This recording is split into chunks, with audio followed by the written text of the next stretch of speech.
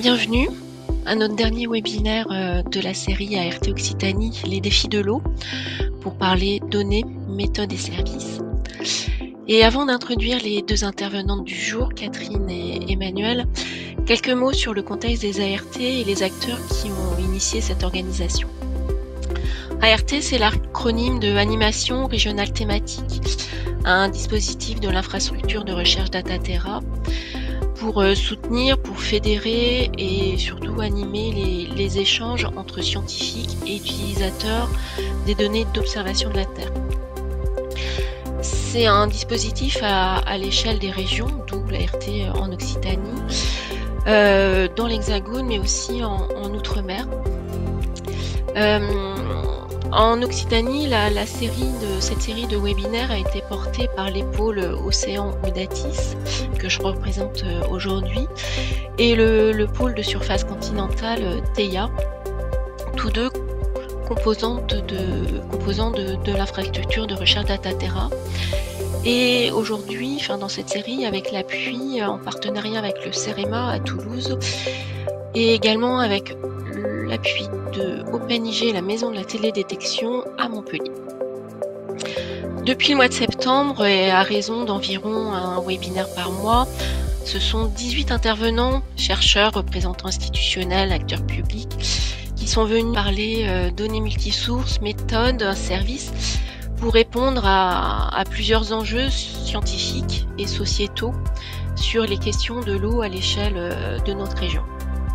On a parlé qualité de l'eau, sécheresse, agriculture, inondation, submersion, érosion. Et dans toutes ces thématiques-là, bien sûr, se cachent des données, comment accéder à ces données, quelques méthodes. On a parlé IA, par exemple, etc. Donc pour le sujet du jour, sur le climat et la température de l'eau en Occitanie, nous accueillons deux intervenantes, Emmanuel Autré et Catherine Jandel. Nous sommes désolés pour la troisième personne de l'association Septentrion Environnement qui s'est désistée pour raisons professionnelles, pour une manip en mer avec une bonne fenêtre météo. C'est un petit peu les aléas du métier. Donc tout d'abord, Emmanuel Autré de l'Ifremer en collaboration avec David Doxaran qui est connecté également, CNRS à Villefranche-sur-Mer, et Thierry Tormos de l'Office français de la biodiversité, nous présente la télédétection de température de surface de la mer et des eaux intérieures en Occitanie. On fera un petit tour des observations disponibles pour suivre et pour caractériser la variabilité des températures de surface en Occitanie et sur le golfe du Lion. Et enfin, Catherine Jandel clôture la session et en même temps la série des webinaires sur les effets du changement climatique, toujours focalisés sur le littoral occitan et en reprenant plusieurs des thématiques qu'on a abordées depuis le mois de septembre. D'abord une présentation Emmanuel, un petit temps d'échange et ensuite Catherine. Donc bonjour à tous.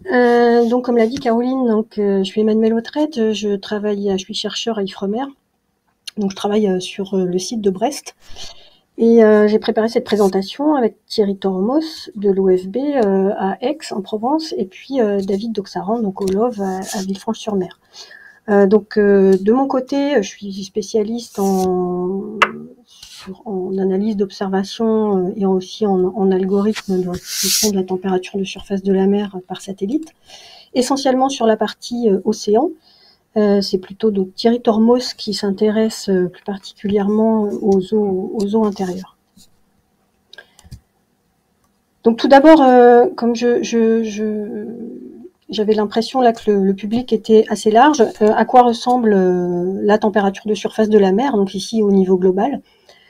Donc depuis une quarantaine d'années, grâce à plusieurs missions satellitaires d'observation de la Terre, on peut cartographier quasi quotidiennement et à l'échelle globale la température de surface de la mer.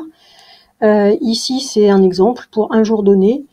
Et donc cette carte, elle est issue d'informations qui sont observées pour la Terre découpée sous forme de pixels d'à peu près, là ici c'est 10 km.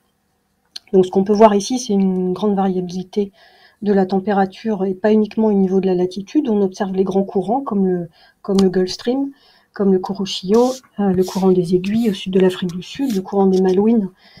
Ici, on observe aussi d'autres phénomènes bien connus, comme par exemple au large de la Californie, les upwelling, ce qu'on appelle upwelling de bord est, remontée d'eau froide. Également le long de la côte du Pérou, le long de la côte sud-africaine, sur la partie est, et puis le long du Sénégal-Maroc. Ces eaux étant particulièrement riches en nutriments et représentant à peu près 20% des zones de pêche. Donc en plus de voir uniquement la température, on observe aussi ça révèle aussi des processus. Donc pourquoi mesurer la température de surface? Bon, tout d'abord, c'est défini comme étant une variable essentielle climatique. Elle joue un rôle très important dans les échanges d'énergie, de gaz, de quantité de mouvement entre l'océan et l'atmosphère. Il y a évidemment des effets. Ces interactions avec l'atmosphère ont des effets ou sont des réponses à ce qui se passe, soit dans l'océan, soit dans l'atmosphère. Les données de température de surface sont également utilisées comme conditions limites pour les modèles océaniques, pour les modèles météorologiques ou de prévision saisonnière. Et puis, évidemment, ça aide à caractériser l'évaluation des écosystèmes, le soutien à la pêche, la qualité de l'eau, etc. Donc c'est à la fois dans l'océan et également sur les eaux intérieures. Donc comment l'observe-t-on? Initialement par des observations in situ. Il y a une centaine d'années ou plus, on mettait un seau et on récupérait l'eau et on mesurait sa température. Depuis les années 80, on a des instruments autonomes, donc sur des bouées météo par exemple, ou sur des bouées qui dérivent.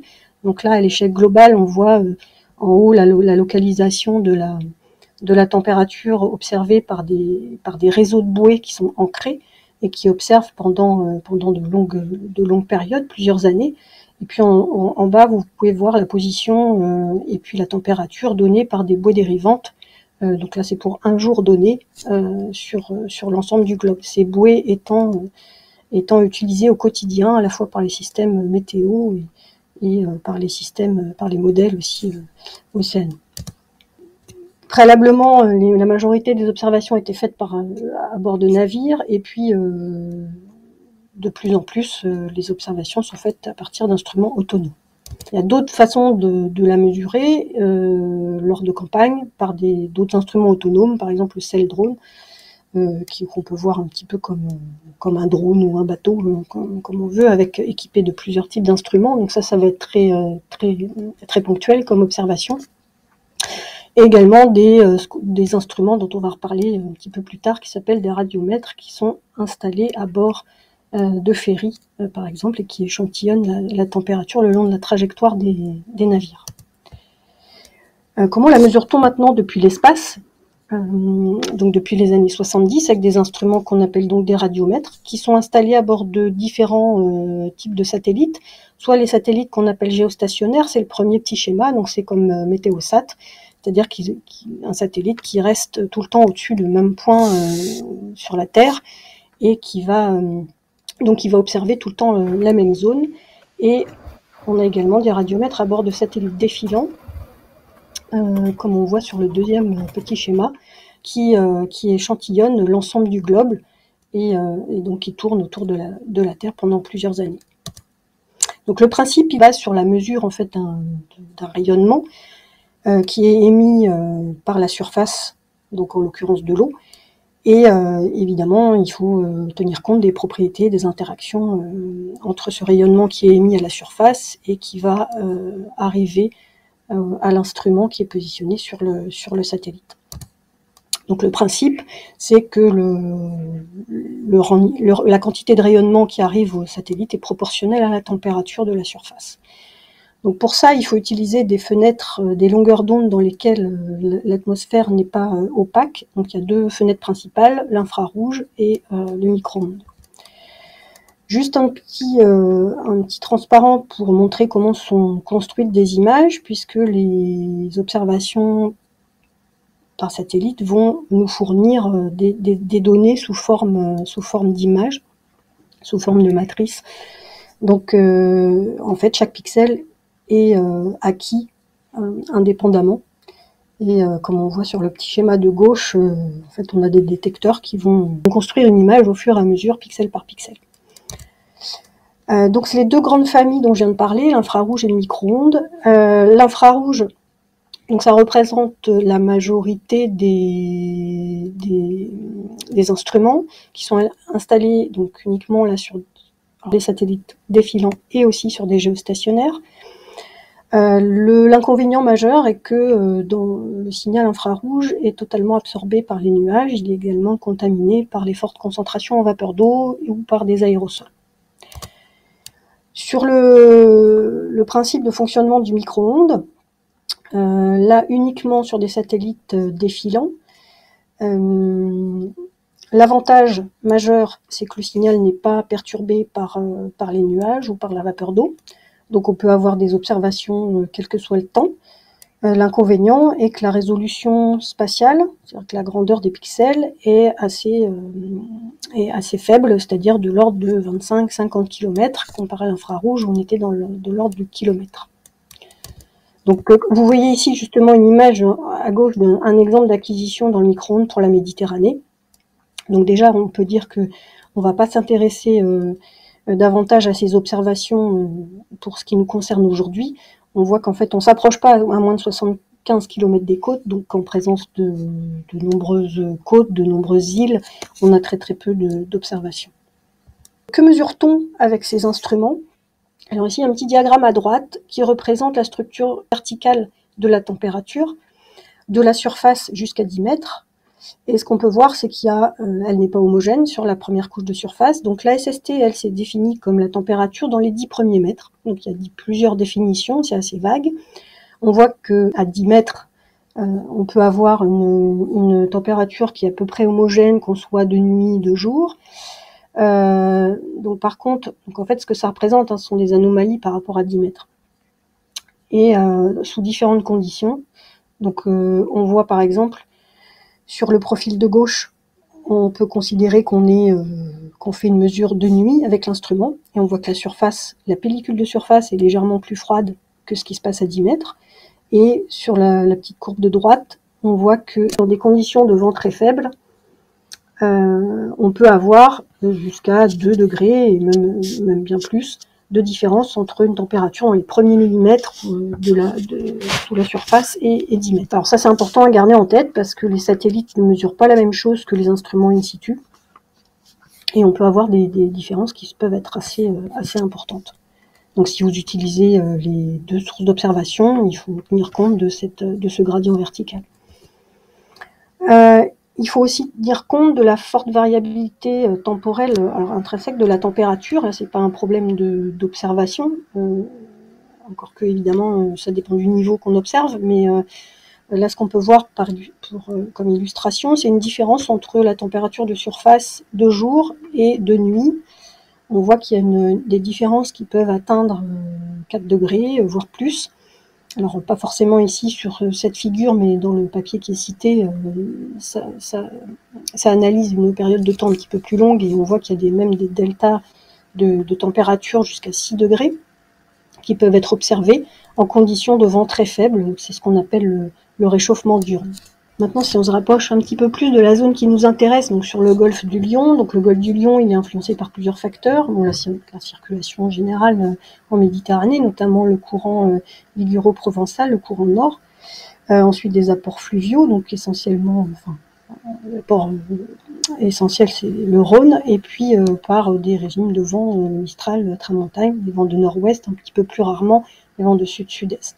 Donc ces régimes de vent ont occasionné aussi des possibles upwelling, donc les remontées d'eau froide à la côte, ou éventuellement des downwelling, la plongée plutôt d'eau froide. On voit sur le petit graphe en bas à droite une rose des vents pour le mois de mai et pour le mois d'octobre. C'est des moyennes climatologiques qui sont issues de données faites par une bouée qui est à peu près au milieu du golfe du Lion.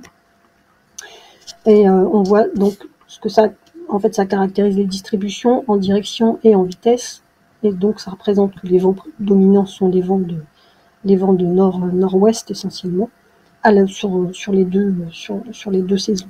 Quelles données peut-on avoir sur le golfe du Lion? Alors on peut avoir accès à des données issues d'un satellite géostationnaire, donc Météosat. La résolution spatiale est de l'ordre de 5 km, ce qui est assez peu quand on va s'approcher du littoral et pire si on s'intéresse aux eaux intérieures. Mais par contre, la résolution temporelle est très haute, de l'ordre de 15 minutes. Donc on a une acquisition toutes les 15 minutes, sous conditions nuageuses évidemment. Donc là, les zones en fait, normalement, donc on a une empreinte, c'est un grand disque qu'on voit sur l'image à droite. Et les zones qui sont blanches, c'est les zones de nuages pour lesquelles on n'a pas d'observation. Donc l'avantage, c'est l'accès à la haute fréquence dans le temps, par contre, une faible résolution spatiale. Ce que permettent malgré tout d'observer ce type d'observation issues géostationnaires, donc c'est par exemple ici le cycle diurne. Donc on voit ici une image à gauche observée à 5 heures, présentant la température de surface, et l'image acquise à 15 heures pour le même jour, en situation, donc comme on le voit sur le petit graphe en bas, de vent très faible. Donc là on a, comme je montrais sur l'exemple de la publication, on a plusieurs degrés d'écart. Ça va dépendre de la vitesse du vent essentiellement, bon, de l'ensoleillement bien sûr aussi. Donc cette haute fréquence temporelle permet d'accéder à ce signal par exemple. On peut accéder aussi par exemple à une variation journalière de température de surface. Ici on a un événement particulier en octobre 2014, c'est une année où il y a eu des événements séismiques assez importants, voire dramatiques en septembre et en octobre.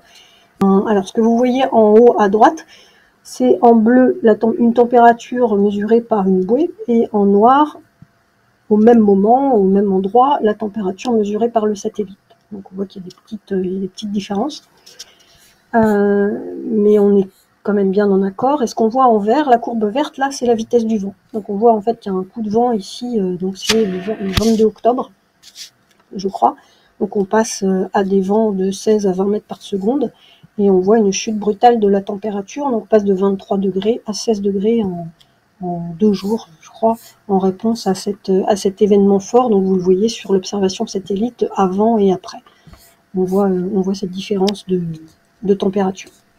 Donc malgré la résolution, on a quand même accès à une information importante sur la variabilité, et notamment à haute fréquence temporelle sur une région golfe du Lion par exemple.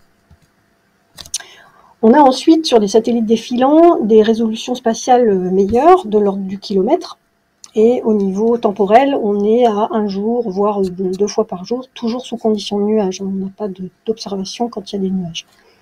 Ici, on voit un exemple de données issues du satellite Sentinel-3, et puis à droite du satellite METOP. Ça, c'est pour le même jour. Je crois qu'il y a une demi-heure d'intervalle entre les deux observations. Alors, les SST sont un petit peu différentes, ce qui n'est pas forcément dû à un éventuel cycle diurne, par exemple, puisqu'en plus, je crois que c'est le contraire. Il y a un METOP est avant Sentinel-3. On voit que les températures sont un petit peu plus élevées. C'est la même échelle de couleur. J'en profite ici pour dire que, étant donné qu'on utilise des modèles pour restituer la température de surface, selon les sources de données, on n'a pas forcément exactement la même valeur de température de surface. Évidemment, chaque producteur cherche à avoir la donnée la meilleure possible, et évidemment fait de gros efforts de validation pour être le plus proche de la vérité, mais il se peut qu'on trouve des différences. Grâce à ce type d'observation, donc on a accès à des observations de plus haute résolution, et là je donne l'exemple d'une base de données qui est disponible via le pôle océan Audatis, avec des données issues du capteur MODIS. Donc on est à 1 km, mais là ici, pour être en concordance avec des observations de couleur de l'eau, elles ont été interpolées à 300 mètres. Donc ici, il y a un exemple de carte, ici ça représente des moyennes sur 8 jours, auxquelles on peut accéder via ce portail.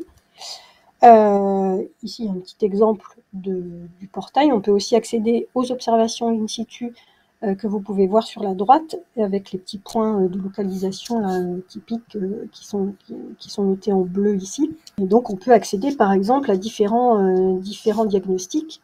Donc en bas à droite, vous pouvez voir une série temporelle. Alors en noir, vous avez les observations issues du satellite, et puis en rouge, les observations qui sont fournies par la station Alors c'est la station qui est par contre en bleu sur les graphiques, là, ici sur les deux cartes.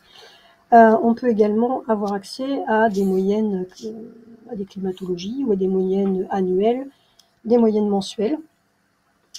Donc c'est une illustration de ce qu'on peut avoir grâce à ce portail. Ici, on a pris en compte uniquement pour la température, donc les données de nuit, pour la température de référence et ne pas prendre en compte d'éventuels cycles durs. En fait, petite rectification, à l'intérieur des terres, là on est à l'intérieur des terres, c'est donc l'étang de Thau, la lagune de Thau. Pour l'instant, à partir des données MODIS et des masques de terre qui sont appliqués, donc on ne devrait pas le faire, mais on est obligé de considérer les SST mesurés de jour, donc ils sont un petit peu biaisés. On a malgré tout pu vérifier la validité de ces produits SST de jour qui n'est pas aussi bonne que les mesures SST de nuit. Mais ce qui est quand même intéressant de voir qu'on dispose de 25 ans d'observation de la SST dans ces lagunes côtières qui sont des milieux un petit peu extrêmes en termes de variation de différents paramètres, notamment des paramètres physiques. Vous voyez là les variations dans de température. Typiquement, la température des eaux dans ces étangs descend à moins de 10 degrés et augmente jusqu'à 30 à 35 degrés pendant l'été. Le minimum étant typiquement en janvier-février, le maximum au mois d'août. Donc voilà, ce sont des climatologies qui sont disponibles et qui seront au niveau aussi de ces eaux, de ces lagunes côtières, bientôt complétées par des mesures SST de nuit qui sont moins biaisées que celles de jour. Voilà, alors là on élargit un petit peu, mais on montre si on considère cette même base de données des SST à 300 mètres de résolution spatiale générée à partir de 20 ans d'observation satellitaire MODIS au niveau de l'ensemble des eaux côtières françaises métropolitaines. On obtient ceci. Ce que vous voyez là, ce sont les variations qui ont eu lieu sur 21 ans. Et si vous regardez l'échelle de couleur qui est à droite, on ne voit que des valeurs positives. Ça veut dire qu'au cours des 20 dernières années, l'ensemble des eaux côtières françaises ont vu leur température augmenter et augmenter de façon très significative, en particulier dans la Méditerranée. C'est tout ce que vous voyez en jaune là. Donc, ce qu'on est en train de faire maintenant, tous les petits points que vous voyez, ce sont les stations SOMLIT qui ont été montrées précédemment. Donc, ce sont des mesures récurrentes depuis plus de 20 ans jusqu'à 25 ans aussi des températures de surface. Donc, on est en train de comparer les séries temporelles au niveau des sites de mesure in situ avec les produits satellitaires correspondants. Et ce que vous voyez à gauche, c'est pour chaque point. Donc, on a un signal complet qui est observé sur plus de 20 ans. Et on cherche à déconvoluer ce signal, à comprendre comment a évolué la saisonnalité du signal. Et on essaie d'extraire le signal interannuel. C'est à partir de ce signal interannuel qu'on va voir s'il y a une tendance à l'augmentation ou à la diminution de la température. Et le dernier signal qu'on appelle signal résiduel, c'est le signal qui permet de détecter si des événements extrêmes se sont produits. Voilà, donc si ce que j'ai dit déjà tout à l'heure, si on zoome par région et si on zoome en particulier sur les eaux côtières en Occitanie, on voit beaucoup de jaune et de vert, donc on voit une augmentation très significative de la température des eaux. La couleur au niveau des points, c'est ce qui a été mesuré, les variations, les tendances qui ont été mesurées au niveau des stations SOMLIT. Donc on est en train d'essayer de comprendre les différences, s'il y en a entre les observations satellitaires et les mesures in situ. Et la dernière. Voilà, donc à gauche et à droite, donc si on compare les produits, les mesures satellitaires de température de surface de jour, et à droite, mesures de température de surface la nuit avec les mesures in situ, on voit que les résultats sont bruités de jour, et c'est normal, et les résultats de validation sont bien meilleurs si on considère les mesures satellitaires réalisées la nuit. On a à peu près voilà, 2% d'erreurs de mesure, c'est le petit bruit qu'on voit ici. Donc on a une mesure satellitaire qui est très fiable lorsqu'elle est réalisée de nuit. Donc un petit peu dans la même veine, on réalise, donc là c'est donc au laboratoire là, dans lequel je suis, donc je réalise des produits de ce qu'on appelle niveau 3 et 4. C'est-à-dire que là, contrairement au portail dont on vient de parler, on ne prend pas uniquement un seul satellite, par exemple le MODIS, mais on prend tout ce qui est disponible. Donc MODIS également, mais tous les autres, selon les périodes de temps. Il y a différents produits qui sont disponibles, donc soit uniquement les données agrégées soit des produits interpolés, ce qui permet de ne pas avoir de trous, donc c'est un peu plus facile à utiliser, notamment quand on travaille sur des séries temporelles.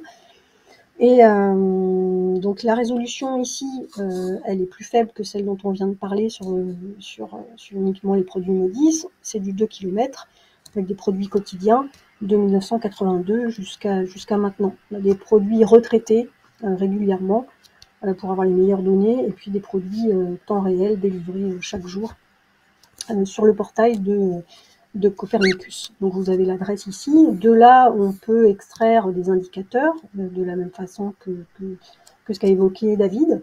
Donc ça, ce sont les indicateurs, les OMI qui sont disponibles sur le site Copernicus et qui sont issus de ces produits.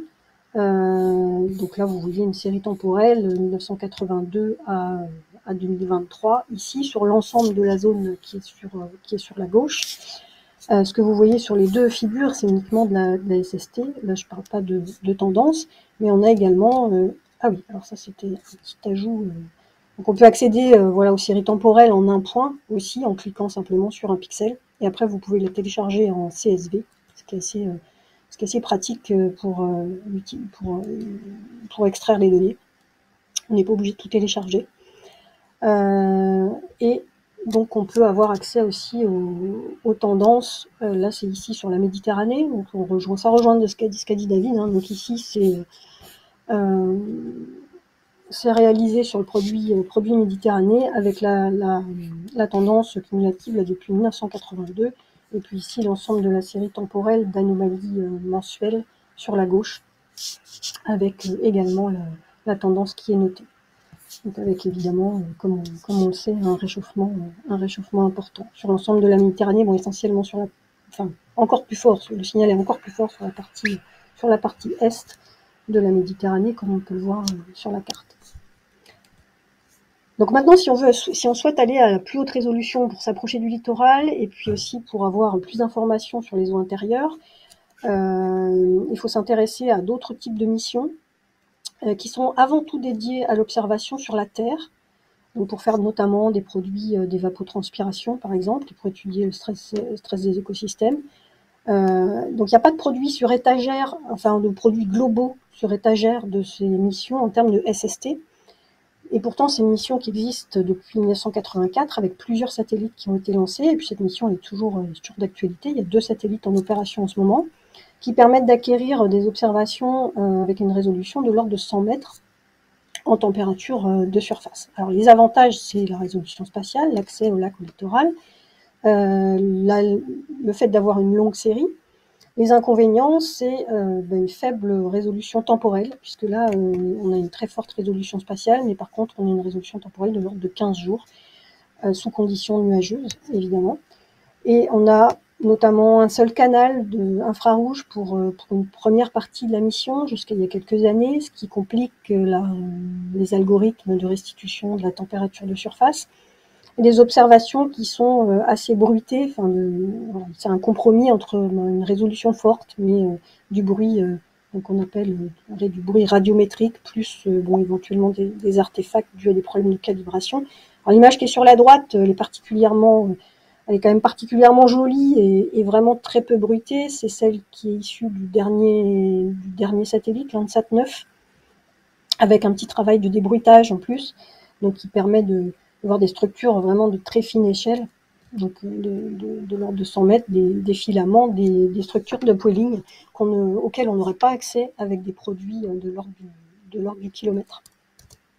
Donc de là, sur les lacs, sur l'ensemble des lacs français, et puis également sur les littorales, sur le littoral français, ces observations ont été utilisées donc, par Thierry Tormos pour réaliser une base de données de température. Donc là, il montre un exemple sur le lac du Salagou en août 2018. Donc grâce à cette base de données dont vous avez l'adresse ici, donc on peut accéder également à des diagnostics, des données le jour de l'observation, mais aussi de données mensuelles, et puis de séries temporelles.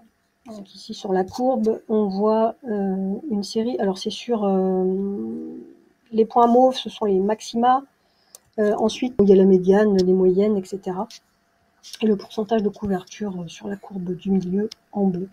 Donc ça, c'est accessible simplement en allant choisir un point, un site, et vous avez accès à toute l'archive qui a été retraitée donc, par le pôle éclat. Complément d'information et aussi de par la faible résolution temporelle de ces observations, il est nécessaire d'avoir accès à de la modélisation et d'utiliser en synergie les deux sources d'information. Il y a également l'accès à une simulation de la température des lacs. Voilà, donc vous avez accès à toutes ces observations.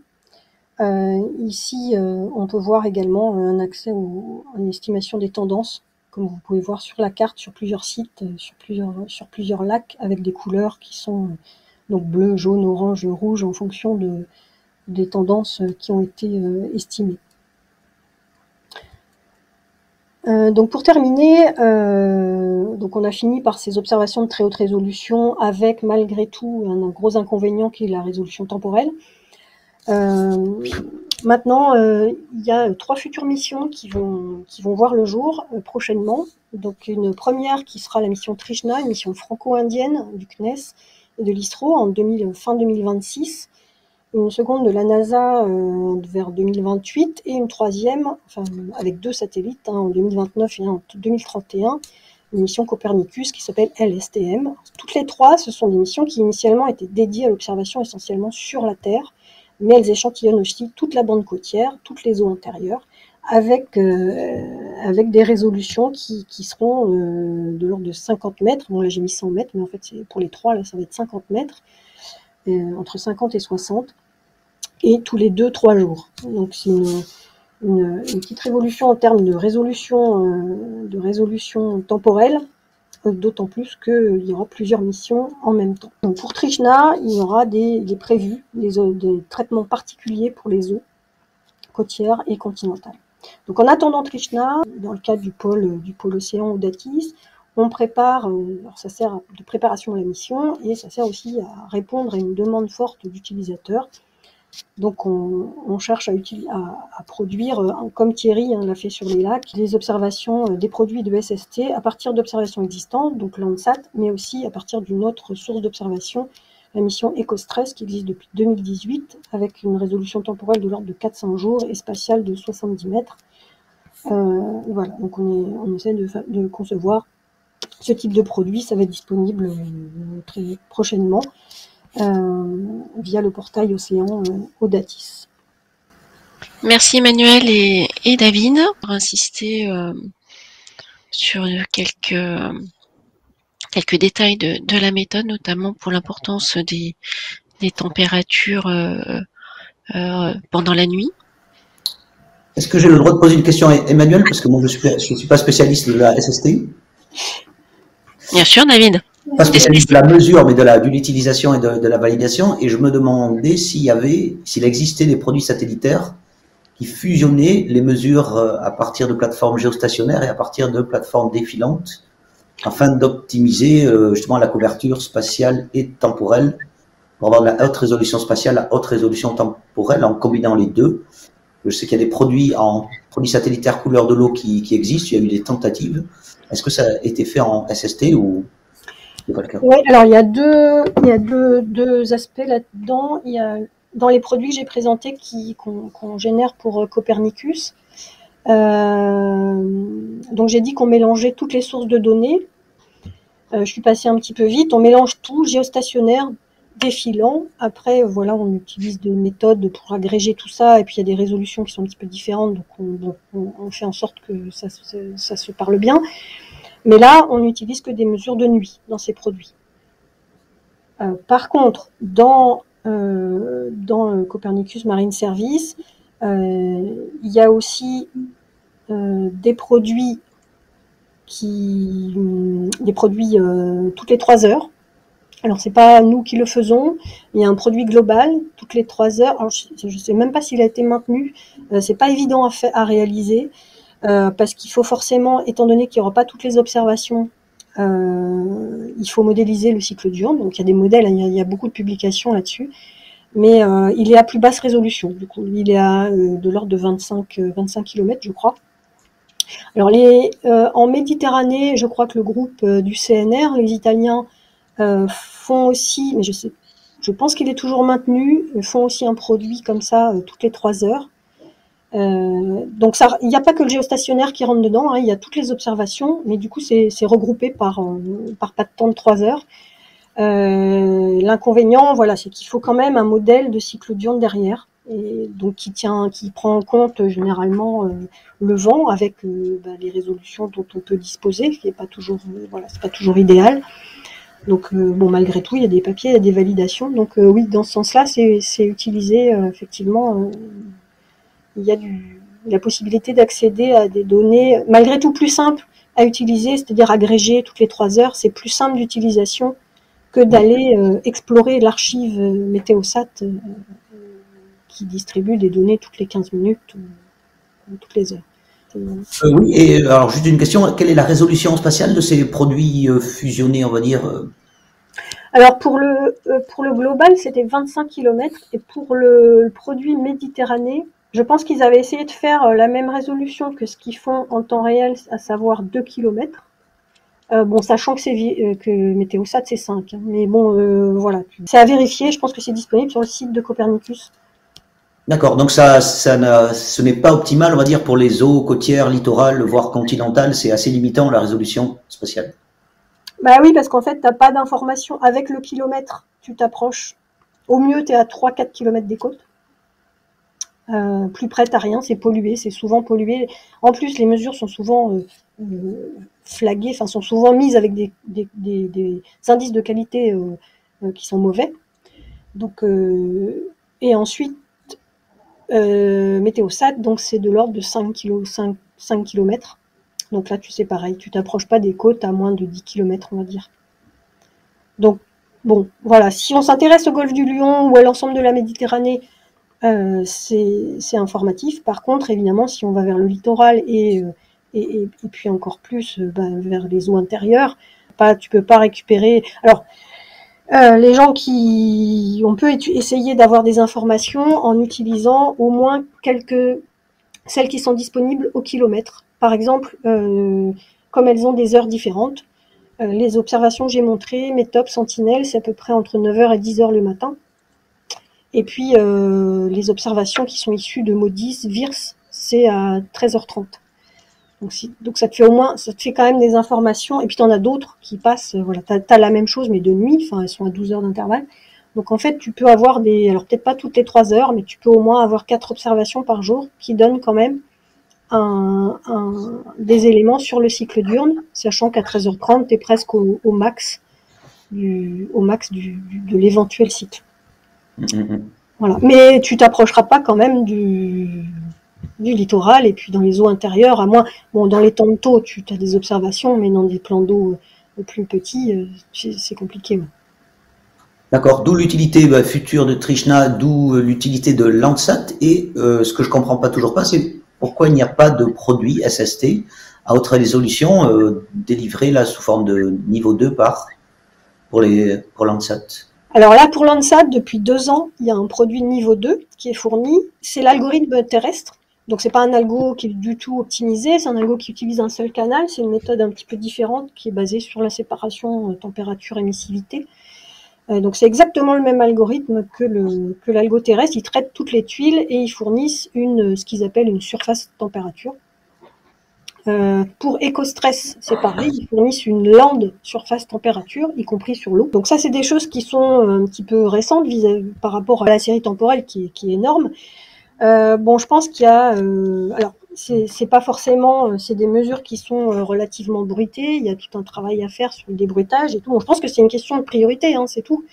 C'est vraiment des missions qui sont initialement dédiées à l'observation sur la Terre. Et même pour la future mission Copernicus et LSTM, c'est pas gagné qu'il y ait des produits mer. Il y aura des produits L2 niveau 2, mais qui seront potentiellement calculés avec l'algo terrestre. Donc en fait, la mission un petit peu qui est précurseur à tout ça, c'est Trishna, sur laquelle la communauté française s'est bien mobilisée, et il y aura des produits océans. spécifique, avec une validation spécifique, avec un algorithme spécifique aussi, un masque nuage dédié. Là, j'en ai pas trop parlé, mais le point critique des observations de température, j'ai dit qu'il n'y avait pas d'observation quand il y avait des nuages, il y a quand même une observation, mais le problème c'est qu'elle est mauvaise. Donc il faut un très très bon masque nuage, et ça c'est un petit peu le nerf de la guerre. C'est vraiment le point critique, et ce qui fait la qualité des données. Au niveau des algorithmes, il y a des petites différences, etc. Bon, c'est pas des petits biais et tout, mais bon, on s'en sort. C'est pas trop compliqué. Au niveau des bruits, ça peut être un petit peu complexe, notamment sur les données très haute résolution. EcoStress est énormément bruité, avec des bruits qui sont dus à des problèmes de calibration et au niveau de l'acquisition. Mais bon, par contre, le masque nuage, ça, c'est vraiment le problème majeur de la qualité des observations. Et sur l'eau, le masque par défaut de ces produits, notamment Landsat, le masque est pas très très bon. Les masques terre sont parfois complètement erronés aussi. Donc en fait, il n'y a pas de produit dédié, ça veut dire qu'il n'y a personne qui regarde vraiment ce qui se passe au niveau des masques, au niveau de la validation de la température, etc. À chaque fois, moi j'avais fait un recensement des papiers qu'utilisait Landsat sur l'océan, sur le côtier. Il y a une liste de références qui est pas négligeable, mais à chaque fois, les gens réestiment pour leur propre petite zone. Ils réestiment la température avec un algo qu'ils ont trouvé plus ou moins. Ils recopient, ils reprennent un algo qui est décrit dans un papier précédent, et voilà. Donc c'est un travail qui est important, surtout si la personne n'est pas familière avec ce type d'observation.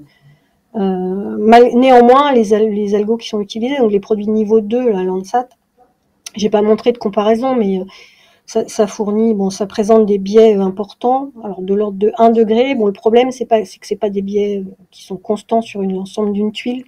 Je suis désolée, c'est super intéressant, et on comprend bien aussi la nécessité de partir de la mesure quasi brute pour développer des algorithmes qui vont bien sur toutes les surfaces. Juste pour terminer, si y a des personnes parmi vous qui sont intéressées ou qui se posent des questions a posteriori, n'hésitez pas à me contacter. On va contacter Thierry Tormos ou David, si vous voulez plus d'informations. Donc Catherine a affiché la diapo de couverture de sa présentation. Juste pour faire le lien, Emmanuel a dit que la température de surface, la température est une variable essentielle climatique.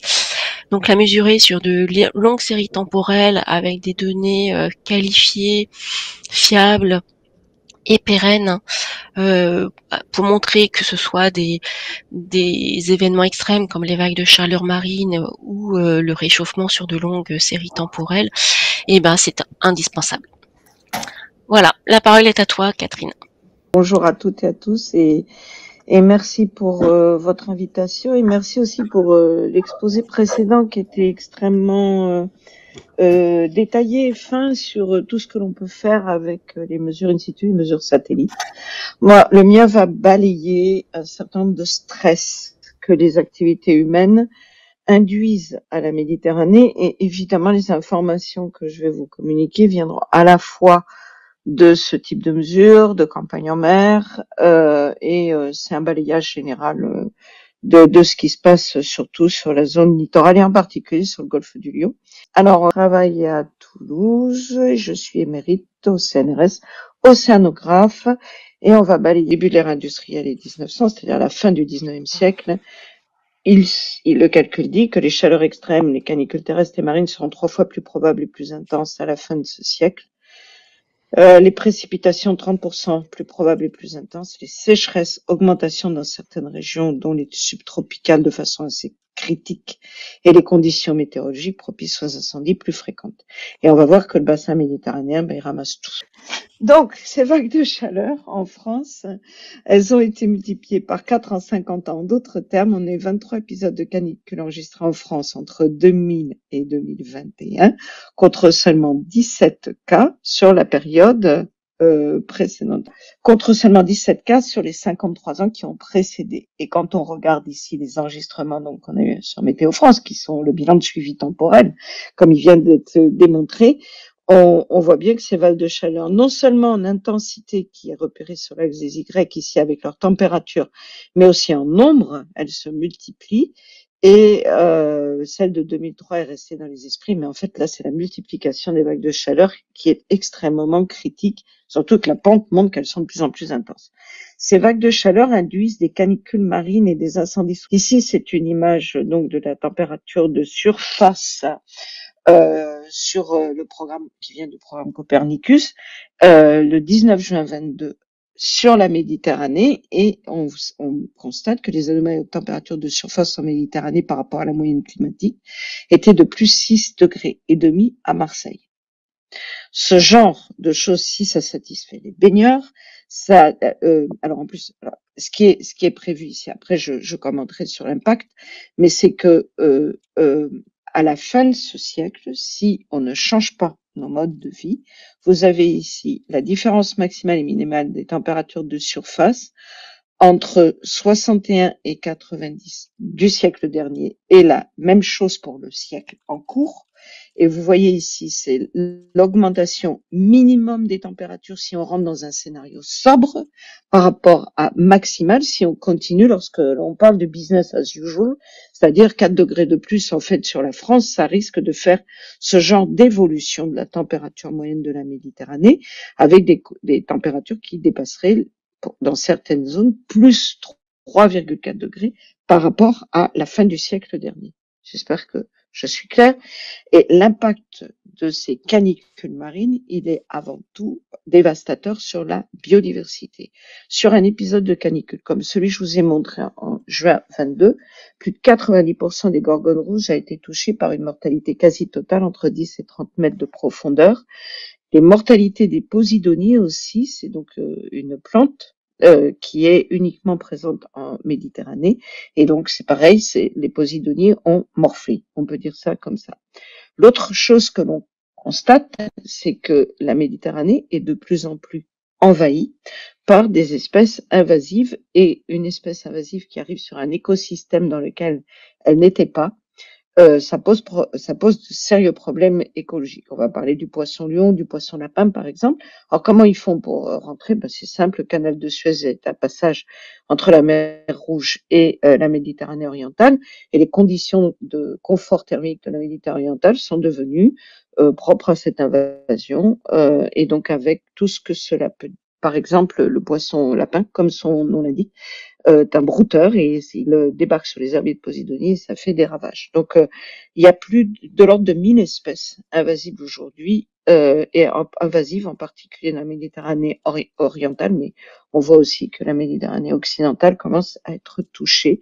Et ceux qui connaissent un petit peu la question du crabe bleu aussi, qui s'est complètement développé au détriment des anguilles, génère des problèmes économiques majeurs et des demandes d'adaptation des pêcheurs et des artisans pêcheurs sur la côte tunisienne, sur la côte algérienne, sur la côte méditerranéenne de l'Hérault. Cette tropicalisation, donc de plus en plus de méduses, donc ça c'est des méduses sur la plage, le poisson-lion, en gros, le crabe bleu, etc. C'est des photos pour illustrer ça. Une zone qui est un hotspot du hotspot méditerranéen, comme je dis, c'est la situation particulière du golfe de Gabès en raison d'une boucle de circulation. Ici, l'eau va rester dans une zone un peu coincée ici. Donc vous avez la Tunisie, le golfe de Gabès, Djerba est par ici, et en fait un peu coincée par le fait que elle est peu profonde, elle est très peu profonde dans cet endroit-là, et elle reste quelques jours, et du coup la température de surface monte. Ici, vous avez la température moyenne entre 93 et 2000. Et ici, vous avez les prévisions toujours de l'évolution de cette température de surface. Il y a vraiment de quoi s'inquiéter. Une des conséquences immédiates pardon, ça c'est toujours sur la tropicalisation, je vais passer là-dessus. C'est l'augmentation du nombre de méduses, donc avec le temps. Une des autres conséquences, on en a parlé dans le précédent exposé, ce sont les fameuses crues cévenoles. Quel est le mécanisme? La Méditerranée est chaude en fin d'été, septembre, octobre, voire jusqu'à novembre. Elle est chaude dans les eaux de surface si elle s'est pas encore mélangée, si elle s'est pas encore retournée, si elle s'est pas homogénéisée entre la surface et le fond. Et ça, c'est particulièrement vrai dans le golfe du Lion. Donc, elle est chaude, l'eau qui s'évapore se charge d'humidité et elle va aller heurter, lorsqu'il y a des tempêtes d'Est, soit les Pyrénées, soit les Cévennes, soit les Alpes, peu importe, ça génère d'un seul coup un refroidissement de ces masses d'eau, de ces masses d'air très très chargées en humidité, qui tombent, tel que ce que vient de vivre Valence, la vallée de la Roya. On a eu aussi, même dans l'Hérault, les inondations de Trèbes-Salsigne en 2018, elles ont beaucoup marqué la région parce que la mine d'arsenic de Salsigne a été ravagée par cette crue et donc a rendu impropre à la culture beaucoup de terrains en aval avec la crue de l'Orbiel. Quelques coups, l'événement de Cannes en 2015, 650 millions d'euros. 10 épisodes séminaux, c'est à peu près 500 millions d'euros, des épisodes classiques. Et donc, ça induit des impacts économiques absolument dramatiques.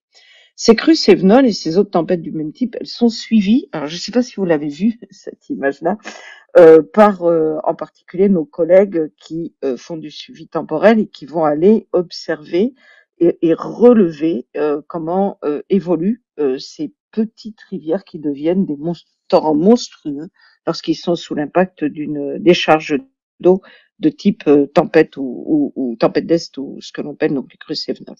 Une autre conséquence du réchauffement de l'eau, c'est l'élévation du niveau de la mer. Alors, vous l'avez ici au XXe siècle. Vous savez que le premier marégraphe qui a été déployé, il a été déployé à Marseille. Et jusqu'à 1992, les données dont on disposait en suivi temporel, ce sont les données marégraphiques dans le monde, pas qu'à Marseille. Et vous avez ici l'évolution moyenne du niveau de la mer au cours du XXe siècle. On est de 1890 à 2010 et vous voyez l'augmentation. Donc, on a l'eau et le niveau de la mer a monté de 17 cm sur un siècle. Et à partir de 92, on a eu la mesure satellite qui a permis de travailler avec les mesures marégraphiques, car on continue toujours à avoir les mesures marégraphiques. C'est illustré ici entre le satellite, la marégraphe qui est positionnée à Venise et la mesure du niveau de la mer à Venise. Vous avez ici l'enregistrement des marégraphes et puis on voit qu'il y a eu une rupture déjà de montée du niveau de la mer entre la moyenne entre 50 et 2000 et entre 92 et 2012, qui est cohérente entre les marégraphes et les satellites. Mais ça ne fait que s'accélérer, c'est-à-dire que le niveau de la mer, donc 17 cm au XXe siècle, 3,4 mm par an entre 93 et 2020 et plus de 4 mm par an aujourd'hui. Ce sont des traitements de données qui sont faits dans mon laboratoire. Et les causes, eh bien, c'est à la fois l'accumulation d'énergie en excès sur la planète au cours des 40 dernières années, dont 93% se trouvent dans les mers du monde. C'est-à-dire que l'océan accumule l'énergie beaucoup plus que les terres et par le mécanisme de réchauffement mélange. Et la deuxième chose, c'est la variation de masse des glaces solides coincées jusqu'à présent dans les chaînes de montagnes himalayennes, alpines, etc. Et évidemment sur les calottes antarctiques et sur le Groenland. Et ici, vous avez la perte de masse antarctique plus Groenland en noir entre 1995 et 2010. En rose, vous avez l'Antarctique et en bleu, le Groenland. Ça, c'est la somme des deux. Et pour moitié à peu près, cette fonte de cette eau qui était stockée dans les continents s'ajoute à la dilatation due aux 93% d'énergie qui sont stockées dans la mer pour expliquer l'augmentation du niveau de la mer. On est assez solide sur la compréhension du mécanisme. Qu'est-ce qui se passe dans toutes les questions que fait le GIEC et que font les scientifiques du GIEC, c'est de cumuler des informations et les données que l'on a. Donc, au cours, vous avez ici l'évolution du niveau de la mer au cours du XXe siècle, aujourd'hui, et quelle est la prévision pour la fin de ce siècle selon les différents scénarios. Et en fait, ces différents scénarios, donc les 40 cm à la fin du siècle, vu qu'on a déjà dépassé les 4 mm par an aujourd'hui, et comme c'est par rapport à cette base qui est ici, là, donc c'est quasi acquis qu'au niveau de la mer sera au moins plus haut de 40 cm. c'est vraiment la bande inférieure. Savoir pourquoi on a cette barre d'erreur assez importante entre ce qui peut se passer à la fin du siècle, c'est la réaction de l'Antarctique. L'Antarctique, calotte glaciaire extrêmement importante, selon la façon dont il va réagir, en particulier au réchauffement de l'eau qui attaque la base de ce qui donne les icebergs, c'est-à-dire des falaises de glace de l'Antarctique, va réagir et pour l'instant on a une grosse incertitude sur ce qui risque de se passer à la fin du siècle. Je vous ai mis ici une information qui est vraiment intéressante à avoir. Ça sort d'une application, en fait, d'un algorithme qu'a mis en place le BRGM. Et c'est en accès ouvert et vous pouvez simuler l'effet de la montée du niveau de la mer sur le recul du littoral et sur l'invasion de la mer par cette montée du niveau de la mer. Ici, je vais reporter 1 mètre. Ici, vous avez le lien. Vous pouvez accéder à cette information par ce lien. Et ce qui est en rouge, c'est ce qui disparaît sous les eaux si le niveau de la mer monte d'1 mètre. Alors, vous voyez que la Camargue est extrêmement mise à mal, mais aussi tous les étangs de cette région qui est très plate, que la région du golfe du Lion. Donc le littoral d'Occitanie, pour parler de ce littoral, est beaucoup plus fragile que le littoral de PACA ou de la région sud. La région sud étant beaucoup faite de falaises, même s'il y a des zones un petit peu plus fragiles. Et vous pouvez simuler 50 cm, aussi bien qu'1,50 m. Je vous recommande d'aller voir cette application. Cette simulation, c'est la superposition des effets de la tempête de novembre 82 et d'une élévation du niveau marin de 35 cm. Donc, ça a été fait aussi par le BRGM. Vous avez une modélisation à Palavas-les-Flots, donc banlieue sud de Montpellier. J'insiste beaucoup sur le fait que c'est la banlieue sud de Montpellier, que le tramway arrive à la plage à Montpellier, en fait, on a ici la superposition d'une tempête d'est qui était un peu forte et une montée du niveau de la mer. Et en fait, ce que l'on voit quand la diapositive a fini de simuler la mer, les vagues sont en marron, on voit qu'en fait elles sont dans les jardins et dans les villages. Voilà. Donc là, cette diapo, c'est une simulation vague à vague, validation sur des tempêtes historiques. C'est des choses qui sont, on n'a pas fait mieux. J'ai cherché depuis, parce que c'est une diapo qui est assez ancienne, mais elle exprime vraiment la difficulté auquel on va se heurter dans ces régions et les décisions politiques à prendre par rapport au recul du littoral. Salinisation des aquifères côtiers. En fait, on n'y pense pas systématiquement, mais le fait que le niveau de la mer monte, les décharges d'eau douce venant au contraire qui se déchargent, les submarine groundwater discharge, les nappes phréatiques qui vont se décharger sous le niveau de la mer, vont recevoir la pression aval de la mer qui monte. Et du coup, l'estuaire souterrain que c'est va de plus en plus se saler. Et comme en amont, on irrigue et donc on pompe sur la nappe phréatique, ça ne fait qu'accentuer le mécanisme de pénétration de l'eau de l'aval vers l'amont. Et la salinisation est d'autant plus forte que la côte est plate. Le risque, donc, la sensibilité est forte sur toute cette côte ici, forte ou moyenne, alors qu'elle est beaucoup moins forte, une fois de plus, lorsque la côte est rocheuse. Donc là encore, la côte de l'Occitanie, et ça, si vous parlez avec les paysans de Camargue, ils vous diront que c'est déjà quelque chose qui est en route.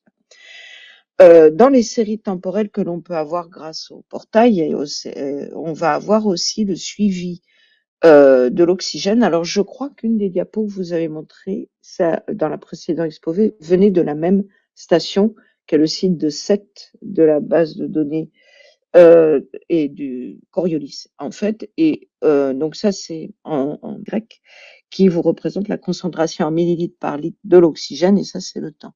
Et on voit que dans certaines périodes d'été, l'oxygène devient extrêmement faible et en fait on a des périodes de désoxygénation en raison de la stratification qui s'installe parce que les eaux sont plus chaudes et de la faible profondeur en plus de cette station qui est sur les tantons.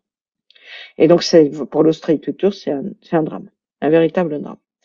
Je vais terminer mon balayage des soucis de la Méditerranée par l'acidification des eaux marines due à la dissolution du gaz carbonique. Alors, je l'écris en gros et en rouge parce que j'ai encore été à Bastia il y a 15 jours. où il y avait une magnifique exposition sur la mer et où il y avait une vidéo d'une personne qui parlait de réchauffement et qui dit le problème du réchauffement, c'est aussi l'acidification des eaux de surface. Le réchauffement, c'est pas l'acidification des eaux de surface. Le réchauffement, c'est les excès de gaz à effet de serre dans l'atmosphère. Donc, il y a le gaz carbonique, bien sûr, mais le méthane, les fréons, tous les gaz de refroidissement, l'ozone troposphérique, etc. Tout ce que l'on connaît comme gaz à effet de serre qui s'accumule en raison des activités humaines, dont le gaz carbonique. Et l'acidification n'est la conséquence que de l'excès du gaz carbonique dans l'atmosphère. C'est une réaction chimique, c'est pas une réaction physique de réchauffement, c'est la dissolution du gaz dans les eaux de surface. Si vous prenez un verre, si vous prenez de l'eau plate et que vous mettez du gaz carbonique dedans pour la rendre gazeuse, vous pouvez faire l'expérience avec un indicateur coloré de base et vous voyez que vous allez en changer le pH, vous allez l'acidifier parce que cette réaction de dissolution du gaz dans les eaux de surface va libérer des protons H+. C'est-à-dire plus il y a de protons H+, dans le vinaigre, il y a beaucoup plus de protons H+, que dans la soude. D'ailleurs, j'ai remis ici l'échelle pH.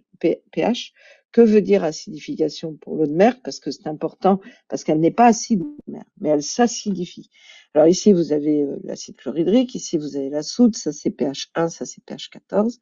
Et les pH neutres, ceux dans lesquels la vie se développe, où vous trouvez le sang, pH 7, où vous allez trouver les eaux minérales, où vous allez trouver les savons, toutes les choses que l'on utilise dans la vie courante. Et vous avez l'eau de mer, elle était à 8,18 en 1870. Et le pH risque d'être... Alors le pH, c'est une échelle logarithmique. Ça veut dire qu'on aura acidifié par un facteur 3. Multiplier l'acidification par un facteur 3 lorsqu'il sera passé à 7,76 en 2100. Quelles sont les conséquences de cette acidification?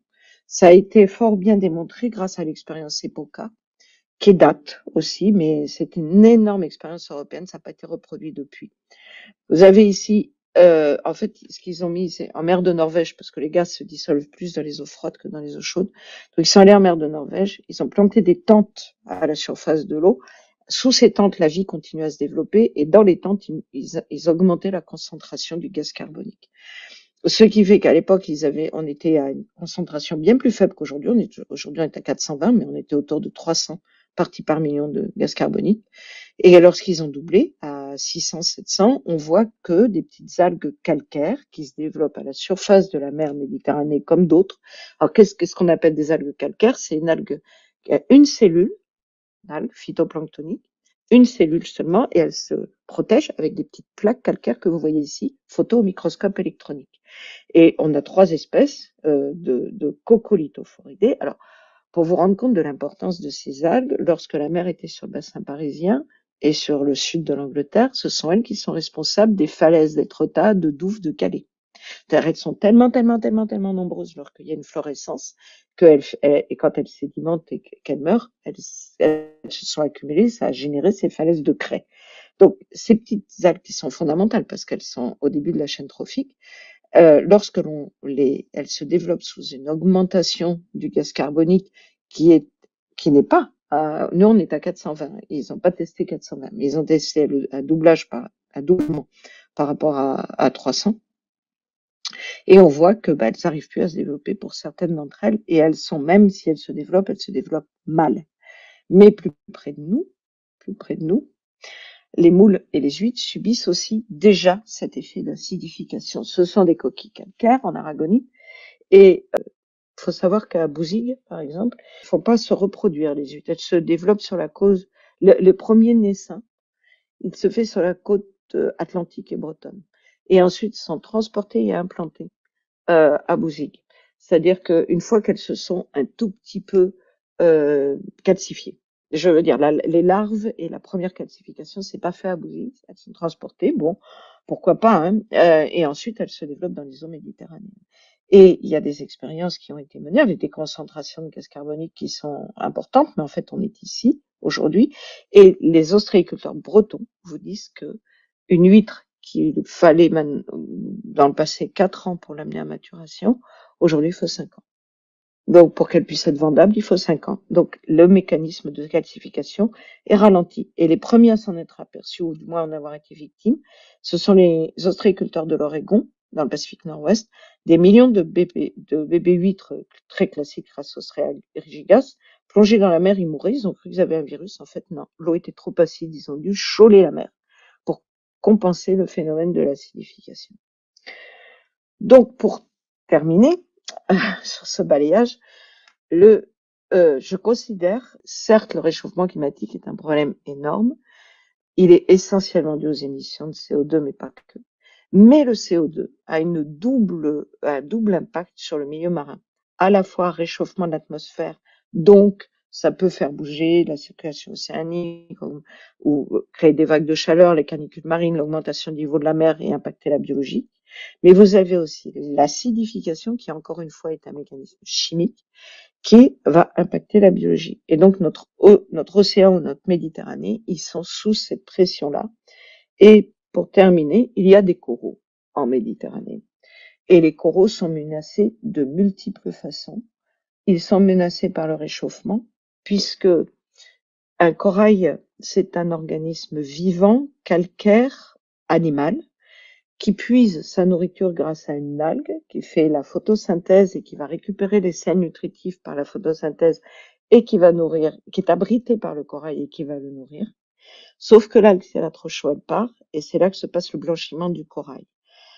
Il est évidemment victime de l'acidification puisqu'il est calcaire, et victime du niveau de la mer, car s'il monte trop au niveau de la mer, il y a moins de lumière et l'algue va avoir moins de lumière pour se développer. Et donc, l'association algue-corail est mise en danger. Et donc, on est dans une situation avec ce balayage où on voit pourquoi, en fait, la Méditerranée est considérée comme un hotspot du réchauffement climatique.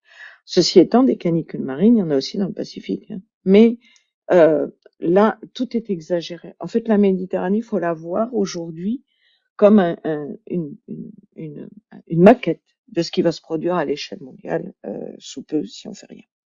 Voilà. Merci Catherine.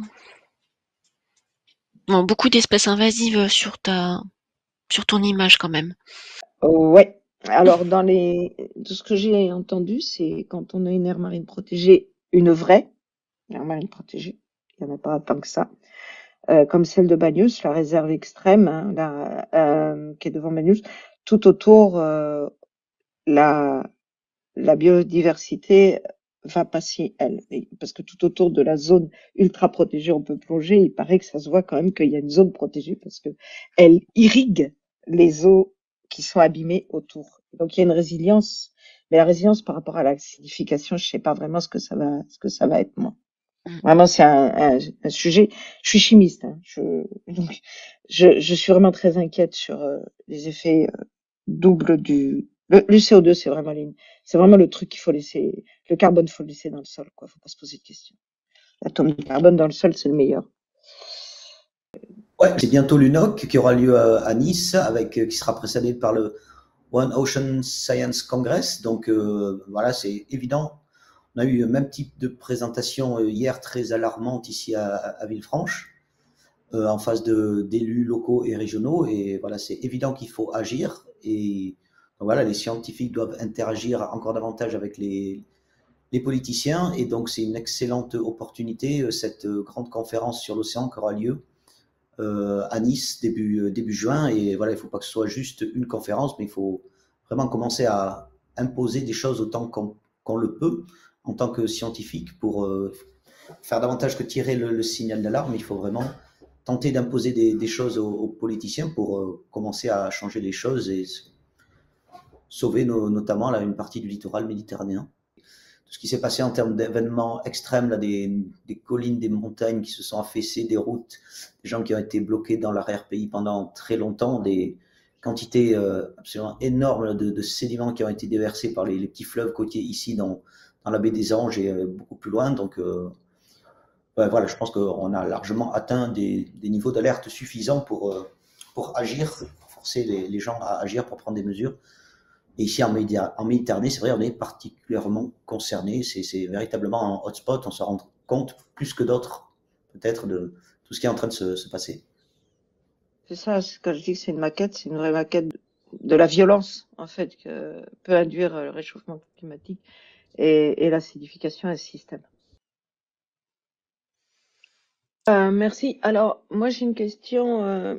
Je suis très investie sur la région Occitanie, sur la mise en place de la formation des cadres de la fonction publique d'État aux enjeux du climat, de la biodiversité et des ressources. Alors, c'est une formation qui a été initiée en 2023 par Borne à l'époque, parce que vous savez, comme les ministères changent tout le temps.